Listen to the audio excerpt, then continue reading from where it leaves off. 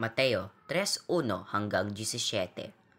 At ng mga araw na yaon ay dumating si Juan Bautista na nangangaral sa ilang ng Judea na nagsasabi, "Mangagsisi kayo sapagkat malapit na ang kaharian ng langit."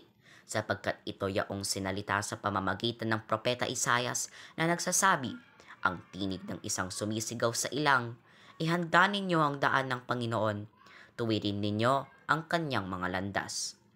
Si Juan nga ay nananamit ng balahibo ng kamelyo may isang pamigkis na katad sa palibot ng kanyang baywang, at ang kanyang pagkain ay mga balang at pulot-pukyutan.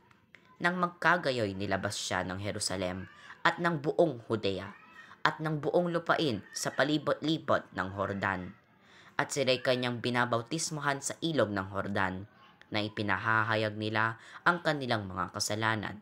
Tatapat nang makita niyang marami sa mga Fariseo at Saduceo na nagsisiparoon sa kanyang pagbabautismo, ay sinabi niya sa kanila, "Kayong lahi ng mga ulupong, sino ang sa inyo'y nagpaunawa upang magsitakas sa galit na darating? Kayo nga ay mga bunga ng karapat-dapat sa pagsisisi.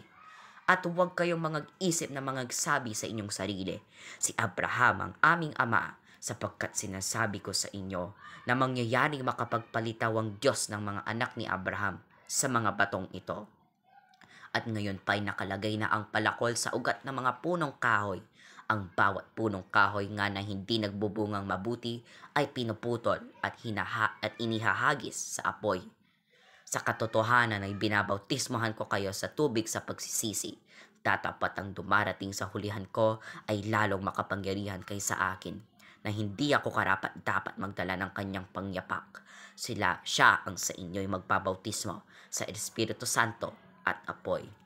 Nasa kanyang kamay ang kanyang kalaykay, at lilinisin niyang lubos ang kanyang giikan, at titipunin niya ang kanyang trigo sa bangan. Datapat ang dayami ay susunugin sa apoy na hindi mapapatay."